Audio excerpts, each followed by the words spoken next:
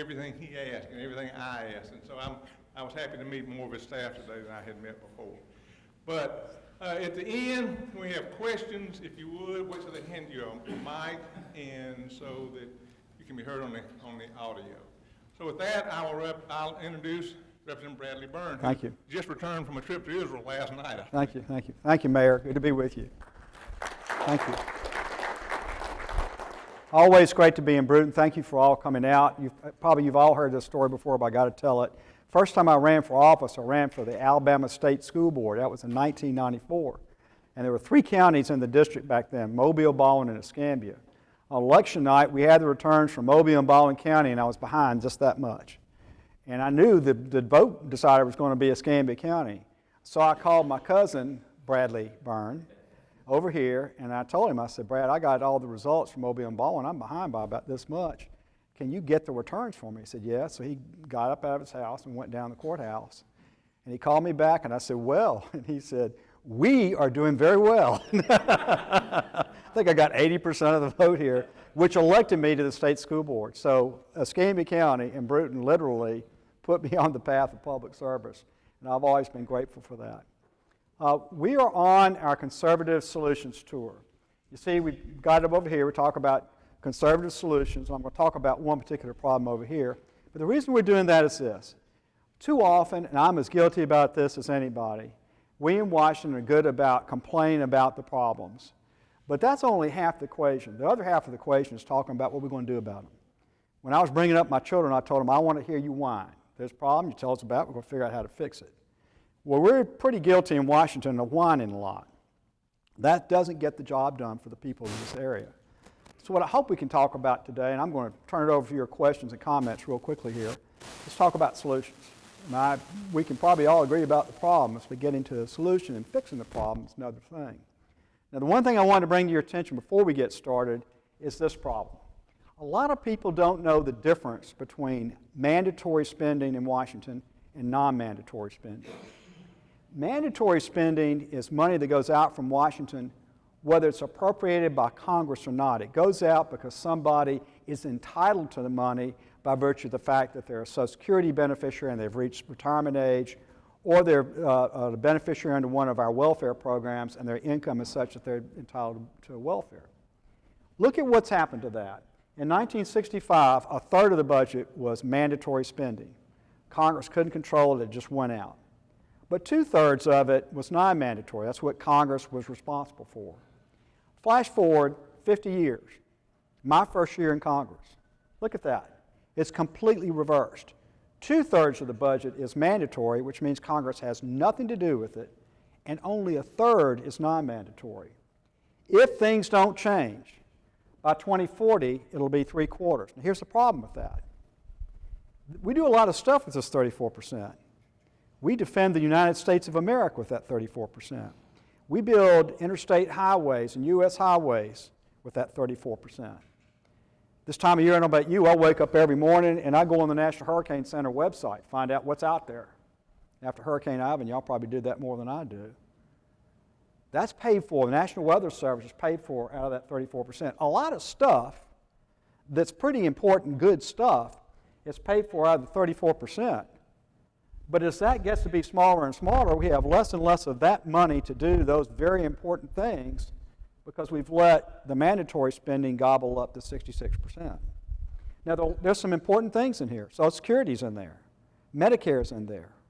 And all of the needs-based entitlement programs, welfare, food stamps, Medicaid, which is health care for poor people, Obamacare, governmental housing assistance, that's also in there.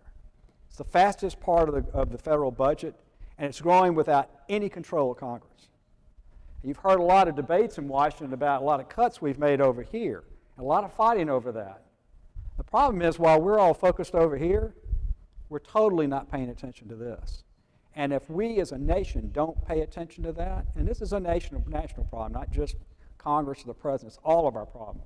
If we don't start paying attention to that, then we're not going to be able to sustain the quality of life that we've come to take for granted in America. So I hope we get into some discussions about that today. And as we get in those discussions, I'm going to talk to you about solutions, not just tell you I agree with you about the problem. So that's what I wanted to start off with. As many of you know in my town hall meetings, I just take questions and comments. The only ground rule is let's all be respectful of one another. Try to keep your questions or comments as tight as you can so we can give everybody a chance to ask the question. So who's got the first question today? Good. Glad to be here. Come on, who's got the first question? Congressman, how much 66%, what dollar figure does that represent?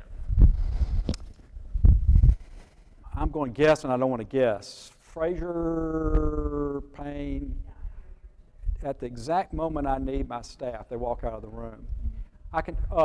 Part of that is needs-based entitlement. I know that's $800 billion, and I've forgotten how much Social Security and Medicare are in addition to that, but I'll get back to you. It's like $2 to $2.5 trillion. It is a lot of money. This is only $1 trillion. Only $1 trillion. And remember, half of that is what we spend on national defense. So think about that for a second. If that's a third, and this is two-thirds, that's $1 trillion, that's probably $2 trillion, maybe a little bit more than $2 trillion.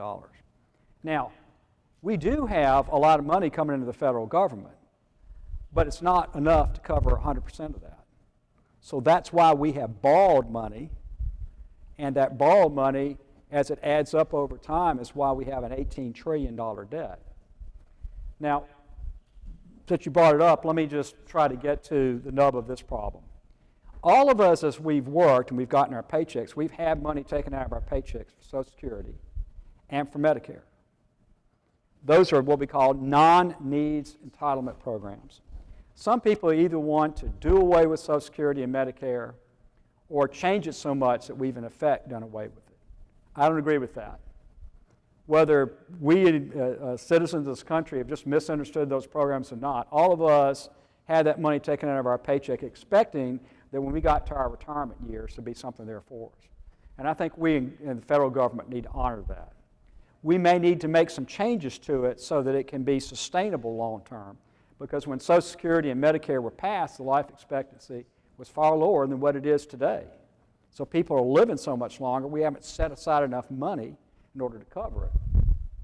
The real problem over here is the needs-based entitlement programs. Welfare, food stamps, Medicaid, and these governmental housing assistance programs and Obamacare. Together, they equal $800 billion. Now, we will spend this year on national defense about $500 billion. So we're spending $300 billion more on needs-based entitlement programs, basically welfare programs, that we're spending on the most important thing we do, which is defending the country. I think what we should do with those programs, I told you we're going to have solutions, here's the solution, is take all of those needs-based entitlement programs, not Social Security and welfare, but the rest of them, take them out of being mandatory spending altogether, where we, the Congress, have to appropriate the money. We have to make the decision and pass the budget and appropriate the money. And appropriate it out to the states in block grants, so that each state would have an X amount of dollars so they could add whatever money they wanted to from the state level, and then they would spend that money to take care of the people in their states that are truly poor, however they see fit. Because what works in Alabama may not be what works in New York, may not be what works in California. So I would turn it over to Alan, and I would say, Alan, here's your money from the federal government to do whatever you want to do with poor people. Alan and his colleagues in the legislature would say, we're going to add this much money to it. And then they would come up with whatever the Alabama solution would be. And we would learn from each state as they do that what's working in which states. Those are the laboratories of democracy is what they've called the states. We saw that welfare reform in the 90s, and it worked very well. We would give that to them, and I think we would take better care of our poor people that way, to be honest with you, because I think the federal government's made a mess of it. We've been doing this war on poverty for 50 years. We've barely made a dent in poverty with all that money we've spent. I think the states will do a better, more effective job with it. The one thing I would require out of that is that Alan and his colleagues include in that something that moves able-bodied people in that group out of welfare and into a job. Because built into those programs are a lot of disincentives for people to work. And the most important thing we can do for poor people is to get them in a position where they're working and making enough money to where they're taking care of themselves. That's not just good for us in terms of saving money in the budget. It's good for them because they'll lead a higher quality life, and we should be all about that. If we do that, If you take that out of that, then we've reduced this to about 35 to 40%. Still not enough, but it frees up that money and it puts us in Congress in being more of a position of being accountable and puts us in a position to take control over what is clearly out of control spending. Yes, Tom? That sounds good if you can not have so much overhead in 50 different states as compared to one central overhead. But I know like the VA system where you got one central overhead facility that's not functioning, you know, sometimes big centralized things don't function well. So you break it down to decentralized, but you're creating, 50 centers of overhead. Well, we've already got the overhead at the state level. They're already managing Medicaid, for example. We already have a lot of the functions for welfare and food stamps coming out of the states.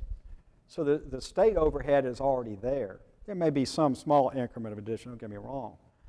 But I think we get a more efficient decision-making process and more effective in terms of dealing with the problem by breaking it down. And if we could reduce that bureaucracy in Washington, we would save an enormous amount of money just on that. And there is an enormous bureaucracy in Washington dealing with this. I mean, you drive, just walking around my office and looking at all those buildings up there. The federal government was never intended to be as big as it is, nor as intrusive in our lives as it is. And I think it would be better for Americans, individual American citizens, if we got those decision-making places out of the federal government and into individual states. Like I say, what Alabama would decide may be completely different from what their needs are in California. But I trust the state governments to make overall a better decision for the individual people in America than I trust that bureaucracy in Washington. And I think we'd save money. So I think it's a win-win all the way around. Now, it's controversial. I'm on the House Rules Committee, and we got into a debate about this over another bill that came up. And I looked at some of my colleagues in the House, including one of my colleagues who had been a professor of mine in college. And I said, here's the problem. The moment we mention that, y'all talk about how heartless we are, how we're trying to take money away from poor people. But what we're really trying to do is to be fiscally responsible and put this decision-making in the hands of people that I think will give those poor people a chance at a better quality of life. And I'm willing to take the heat for that sort of decision if we can get the result. I think dealing with that problem is so important we got to do it. Other questions? Yes, sir. Wait till she gives you the microphone. Chris Griffin with Megno Hospital. Yeah. First, I want to thank you for your continued support to help us with wage index. I know it's too complicated to get into here today, but just for the audience, the hospital we have in our community is the lowest base reimbursed hospital among 20 others in Alabama for all of Medicare. And I thank you for your support to help rectify some of those issues. And I would just ask that you continue to help us push forward. Yeah. I think I don't see rural hospitals making it without some form of adjustment. So we do appreciate your support. I know you've been supporting it, so I'd just like to thank you for that. Well, thank you. One of the first things I did when I got into office, I met with Keith and all of his colleagues, and I said, I'd like to visit all your hospitals. I think they thought I was joking, but I did. Last year, I visited every one of the hospitals in my district, big, little, and in between. Love visiting your hospital and love what you're doing there.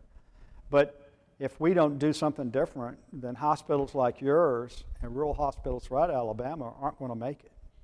I had a hard time explaining to some of my colleagues in Washington how the Affordable Care Act is doing such negative things to little hospitals. And if we don't do something about those little hospitals in rural areas, we're going to lose the most effective way to provide health care, inpatient health care, for people all over the country. And you know better than I do, that drive from here to Mobile, from here to Pensacola, is a big difference for a lot of people in terms of the quality of their health care. So it's pretty easy for me. It's one of the benefits of representing in rural areas that I can go to Washington and say, look, I've been there, I know. This is not going to work unless we do something about it. And the wage index issue, that's just one of those silly anomalies you get with a government bureaucracy that's too big.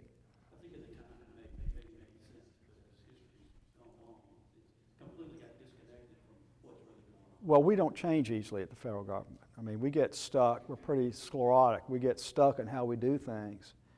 And you're right, something that may have made sense 15, 20 years ago, because we don't change very well, doesn't make sense anymore. So we're going to continue to help you, don't worry. And it's not just you. I hear it from everybody, rural hospitals inside and outside of my district, and I know my other colleagues in the Alabama delegation are as well. So we'll keep working on it. Other questions or comments? Yes, sir. Representative, thank you for coming. As an educator, I want to thank you for your service on the state board. Yeah. And you know that education, how important it is. Obviously, it's part of the solution, but education is not something that the federal government is heavily involved in, nor should they be.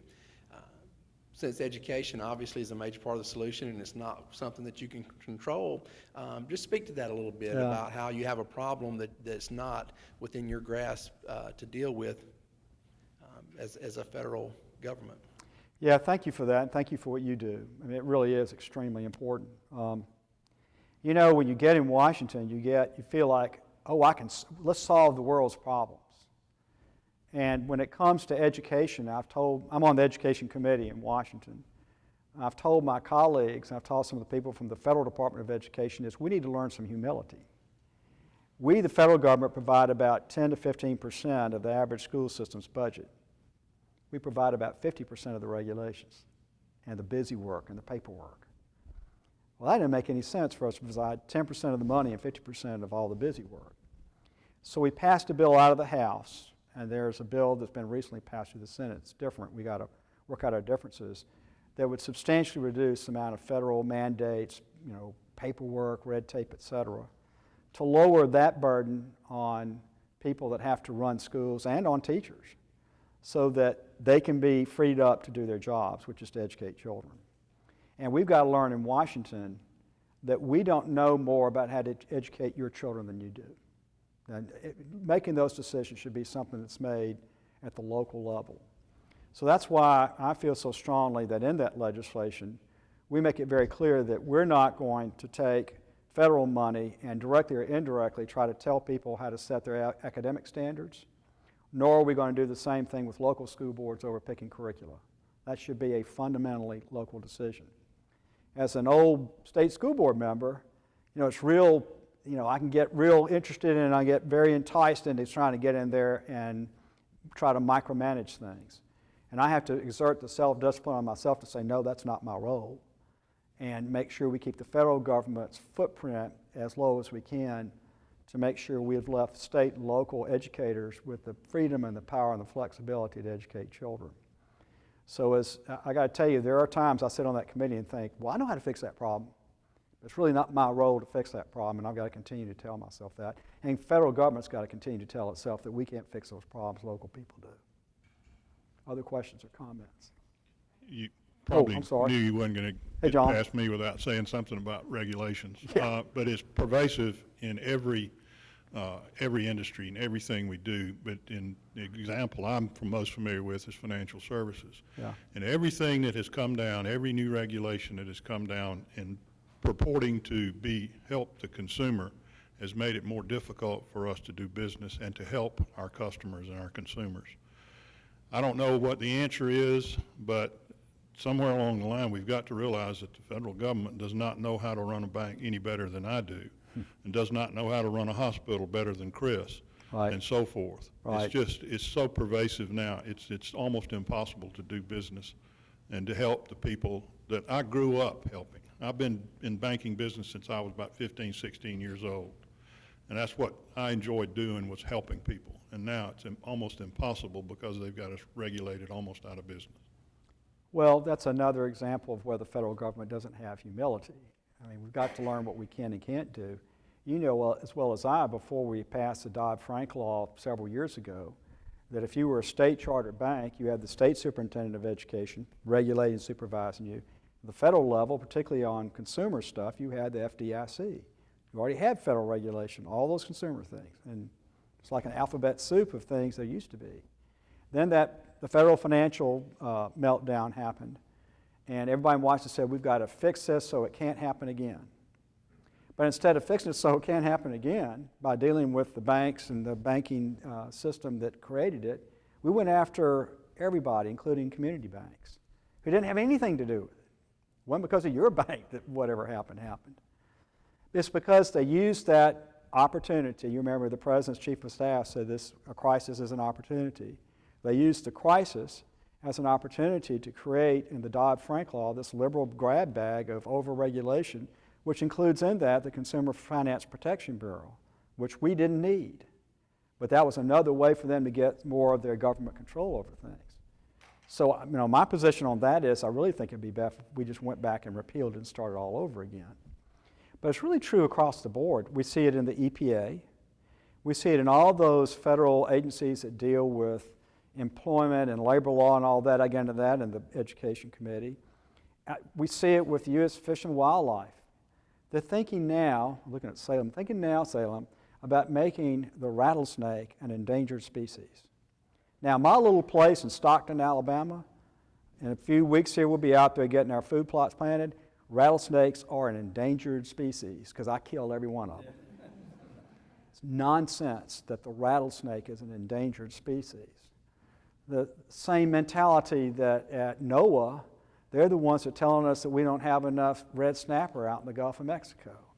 They don't sample for a reef fish, the red snapper, on reefs. They have no idea how many red snapper we have out there. The federal government was not designed to do all this stuff.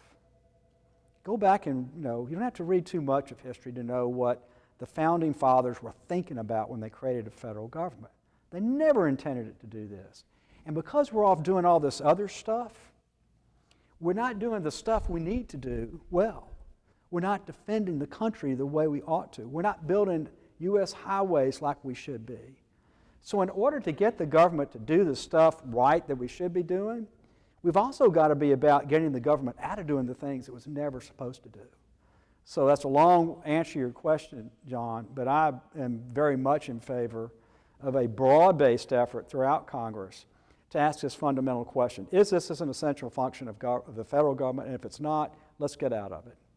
And let's leave the states to do it, or better yet, let's let the private sector handle it. Yes, Salem. I mentioned your name, and there you are. You opened the door. Good. First of all, Bradley, I'd like to echo the support from all these sectors that everyone has been speaking from your support that you've given to all the citizens in this area, and including now entire Alabama, as well as what the decisions that you make and vote on is not only just for Alabama, but for all Americans, and we appreciate that.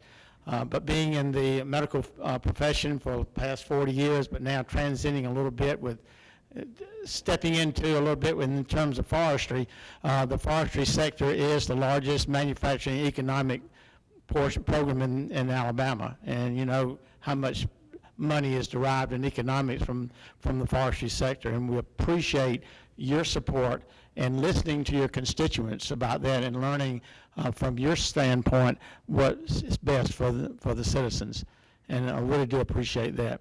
And one other comment about the rattlesnakes.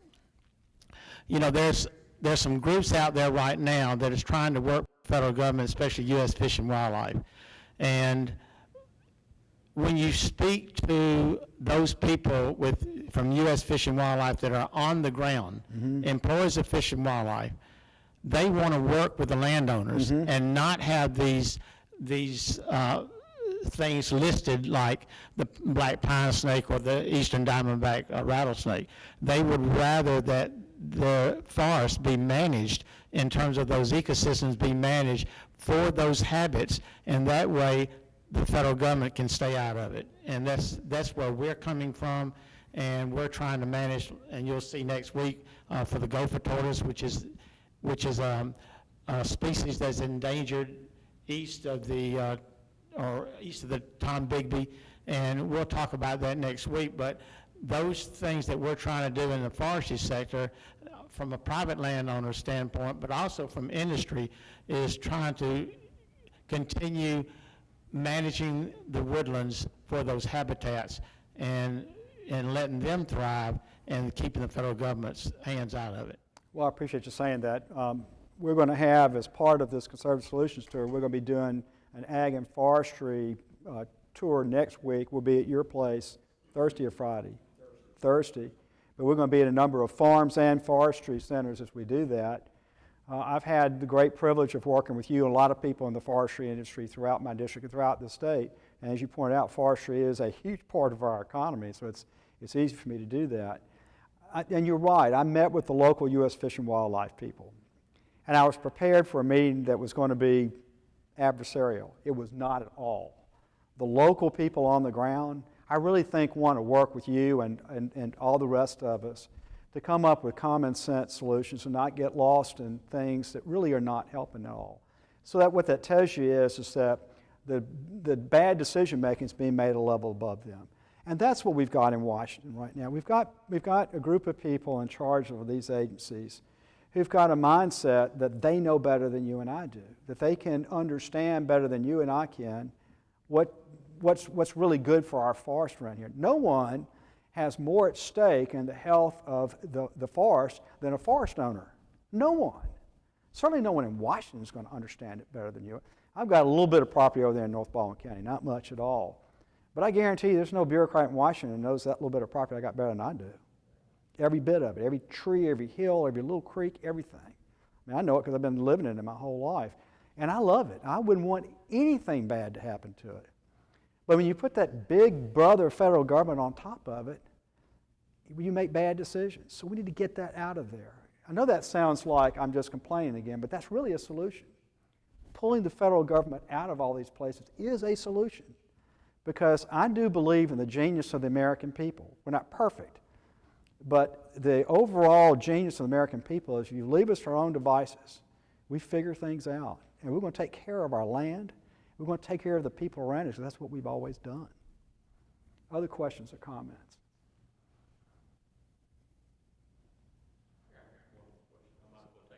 Oh, you nobody else raised their hand. Can you talk a little bit about the last week or two about the President Obama and the new energy things that he's trying to promote?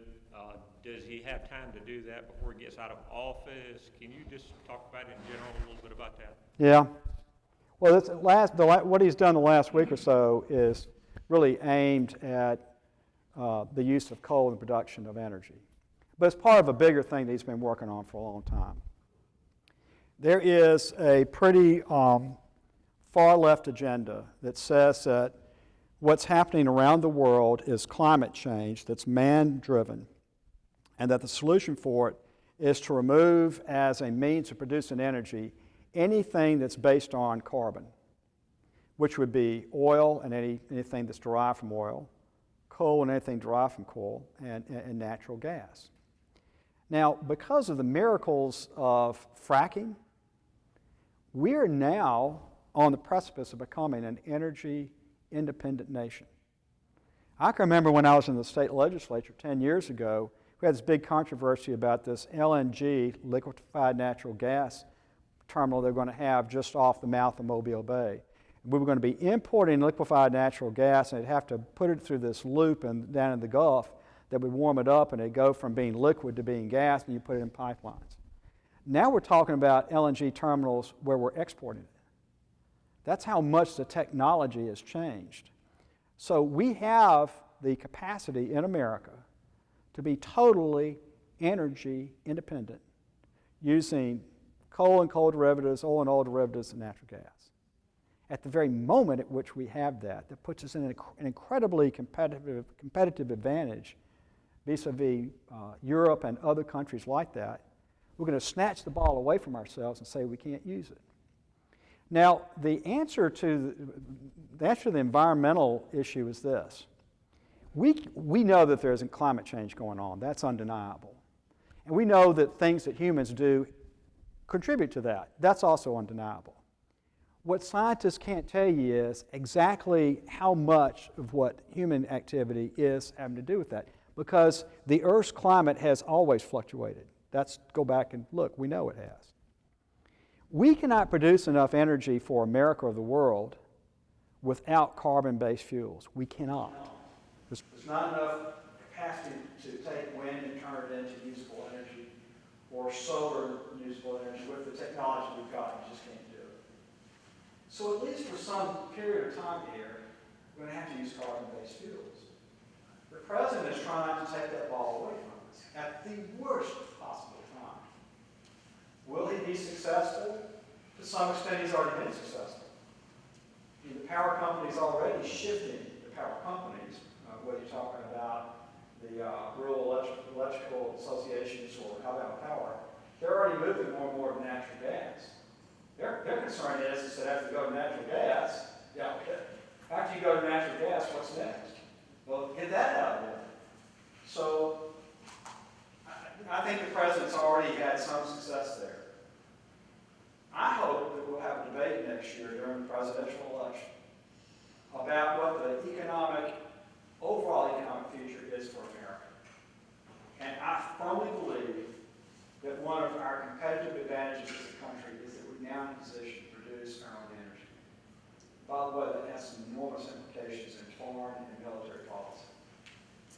So let's use that, let's utilize those assets in a way that are good for the American people. And let's take advantage of what we are learning from scientists to do it in a more responsible way that does decrease the potential impacts on our environment. I went over and looked at the Byrne steam plant 2 weeks ago. And they've got an experimental program going right there to take the carbon, CO2 that's coming out of their production of energy and put it underground. So that you have like a 90% reduction of CO2 that's coming out. As you know, they're already struggling everything else out of it. If you do that, you have virtually no impact on the environment. We take advantage of a fuel that's readily available in America. I think we should do that. By the way, if we went to nuclear, if I pushed a button today to produce a new nuclear power plant for you, it would take me 10 years. So I don't think nuclear is the answer. Other questions or comments? Yes, ma'am. Two comments. I'm Betty Graves, retired, Yes, ma'am. and I really appreciate your letter that comes out in our Bruton Standard every week. Thank you. Find it very informative. Thank you. And also, in one of your mailings, you gave an invitation to anyone that would be in Washington to come and get a private tour set up.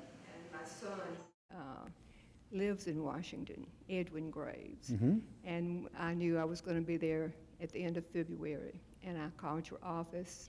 It was set up, very efficient. Good. And we didn't get to meet you then because you were in a meeting. I'm but sorry. I sent a word. So I'm impressed by what you're trying to do. Well, thank you. And let me just say for all of you, if you're coming to Washington and you want us to set up a tour for you of the Capitol, we'll do that. Have one of my staff people do it. We can get, if we get enough time, we can get you the pass to go through the White House. We can make suggestions for other things. I really encourage that, and I particularly encourage young people to come up. I want young people to come and see their Capitol and learn more about their government. We've been blessed to have a large number of people come through this summer, and I think they've enjoyed it, and we certainly enjoyed having them.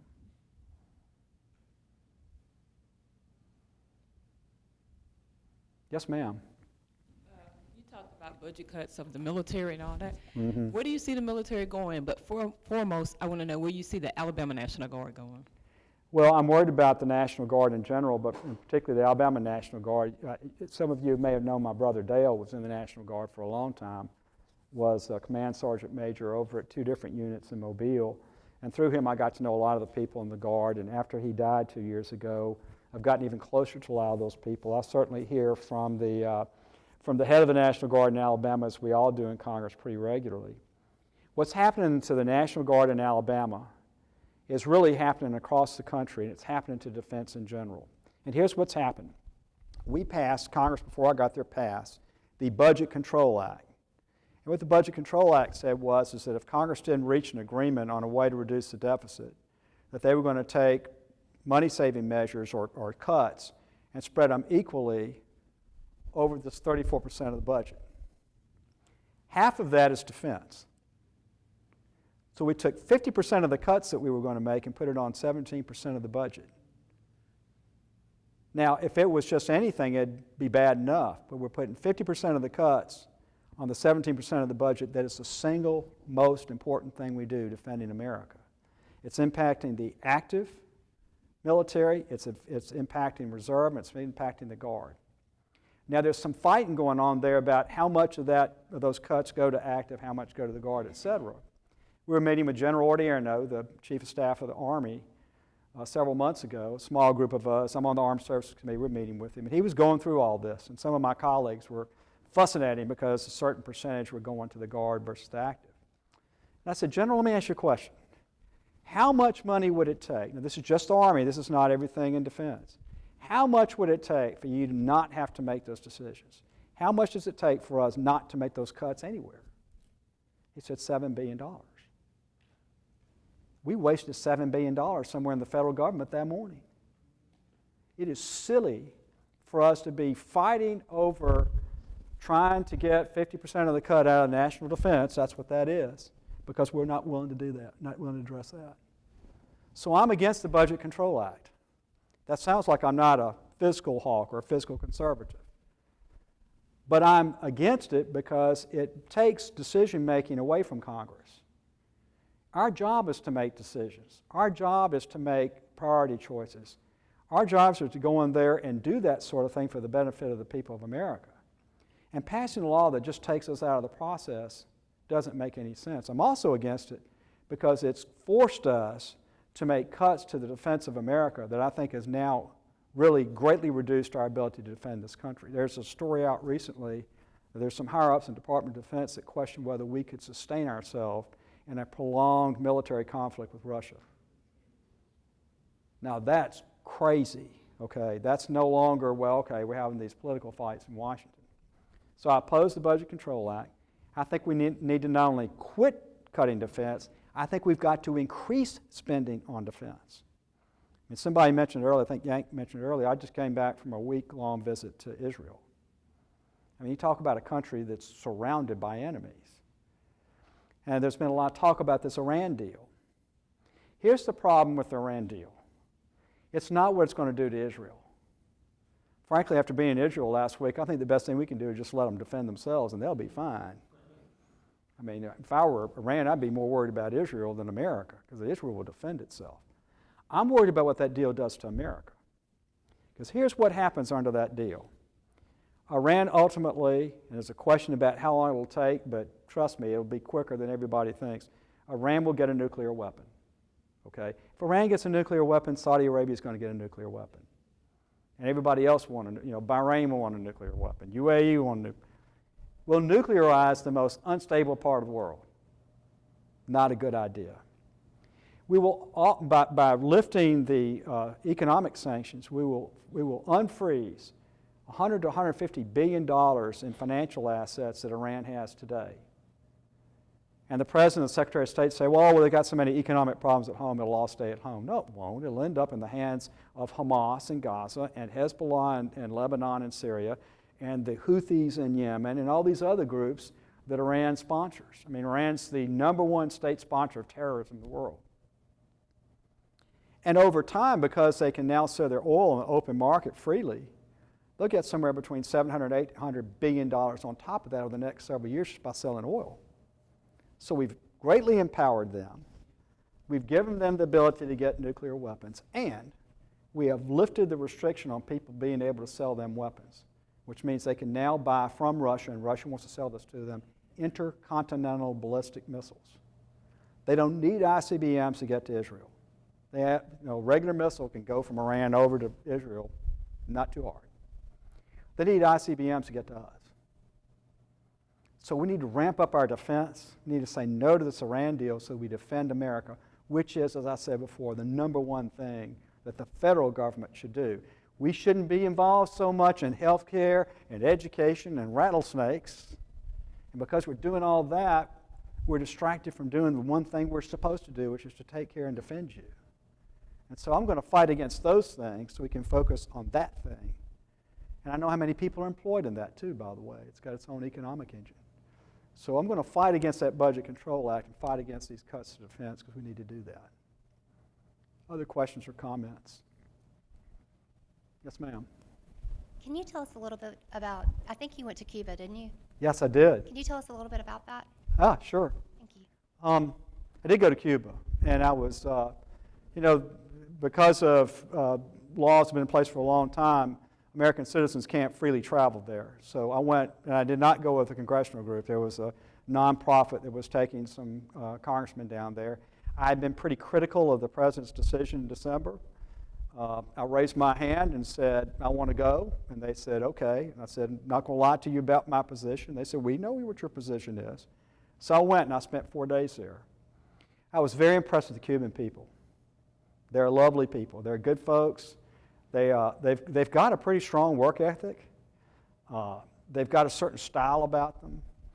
It's a place that's been untouched by time in the last 50 years, not just the cars, but everything else.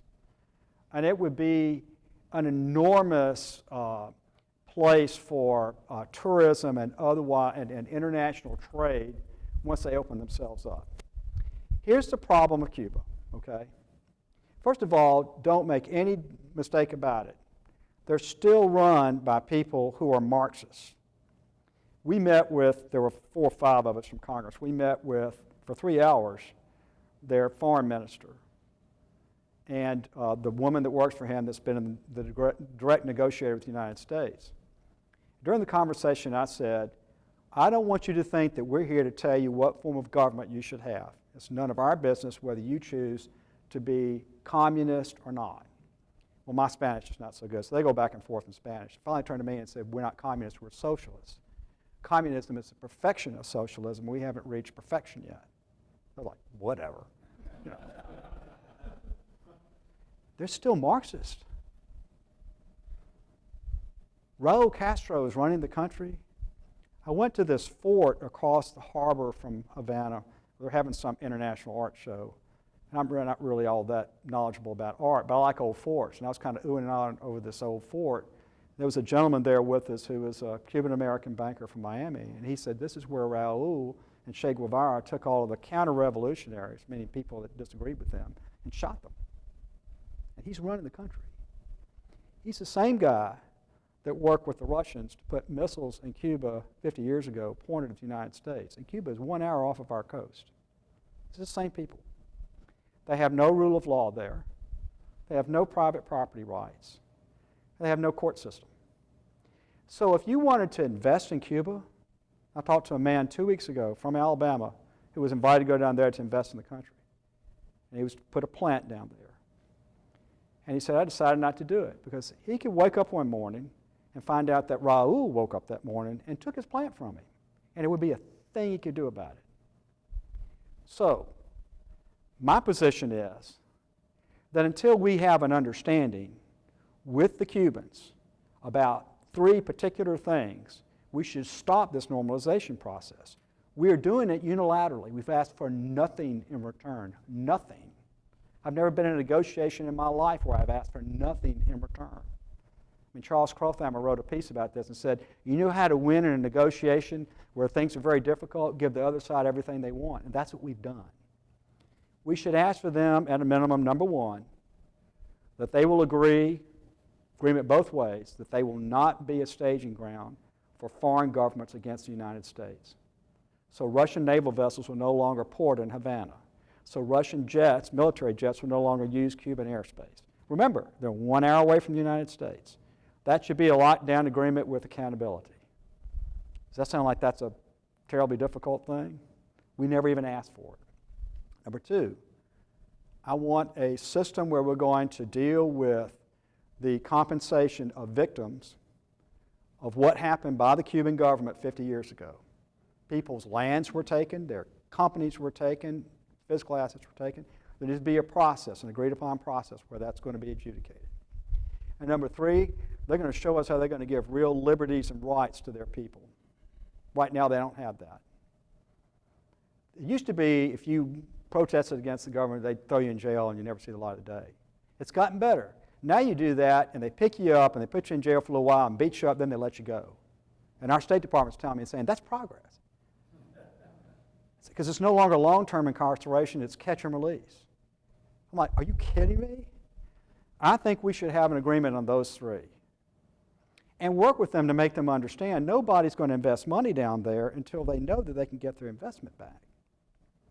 If we get those things done, Cuba can open up and it will be a magnet for investment from around the world and a place you would love to go to because it's got all these great charming things about it. Until they do that, I'm not going to vote to lift the trade embargo. But if we'll have some people that will negotiate with them instead of just giving them everything they want, I think we can get there. Good news is Raul is gone in 2018. That's one thing everybody told us, he's gone. It's an opportunity at that point in time to change things. And I hope and pray we can get that. Because I'd love to take my wife down there. I think she'd love it. But right now, you know where we'd stay? We'd stay in a little small bedroom in somebody's fallen down house because there's no hotels there. Because who's going to build a hotel down there when they can't get their investment back? That's sort of a long answer about Cuba. Last question. Yes, sir.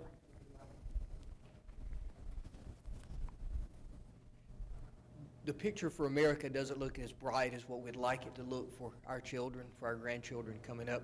You've touched on spending and defunding the military and nuclearizing Iran, and we watch the news and there's just so much negativity. Can you leave us with something to make us feel optimistic about America's forthcoming future? Yeah, I absolutely am. Let me start off by telling you a story. Last January, because I'm on the Armed Services Committee, I got to do an overnight on the USS Theodore Roosevelt, an aircraft carrier. It was in its last stages of preparation before they steamed over to the Persian Gulf where they are today, flying sorties into Syria and Iraq. There were about 4 or 5 of us from Congress, and we got to hook on the aircraft carrier, which was pretty cool. And they shot us off the next day. It was pretty cool. But we spent the night and went out the flight deck. I don't know if you've ever been on an aircraft carrier. It seems like it's long until you realize they're shooting planes off one end and landing them on the other. It's not much space. And they're doing this constantly. They don't have any weekends on an aircraft carrier.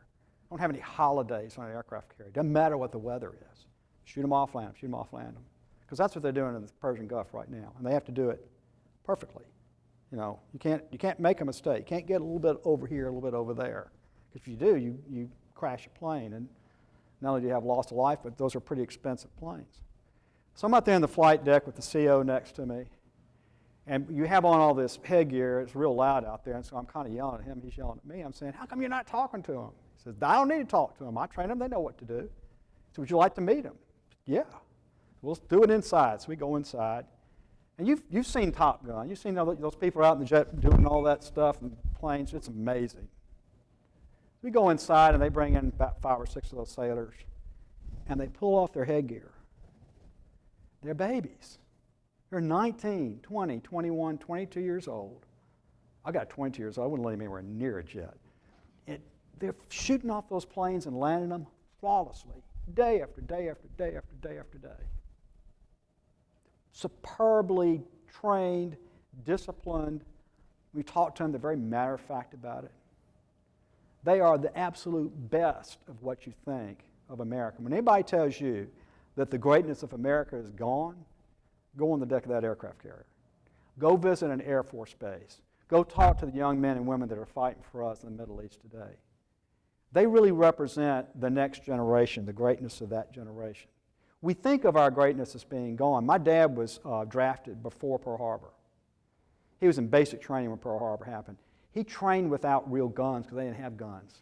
They couldn't afford it because we downsized defense spending.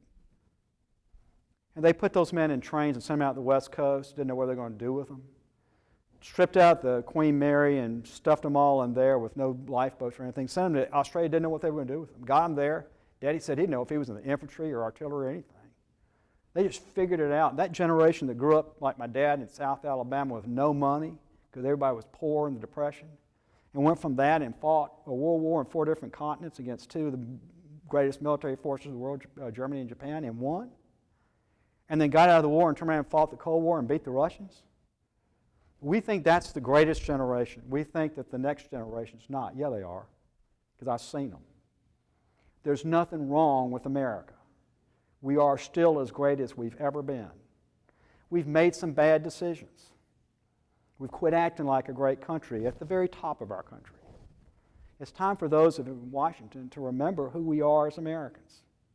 We still have that greatness in us. Let's quit doing the stuff we're not supposed to be doing. Focus on the stuff that we have traditionally done better than anybody on the face of the earth. And there is great promise for the future of this country. I know it. I've seen it. So that's why I believe we should find solutions. Let's find solutions. My dad was still alive. He'd come and look me in the eye and say, son, I know you got problems. Did you live through the Depression?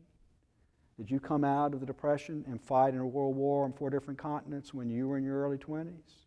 Did you come out of that war and fight the Cold War successfully? My generation did. Y'all need to buck up and come up with solutions. Quit whining, start doing, and the best days of America are still ahead of us. Thank you for coming out. God bless you. God bless the United States of America.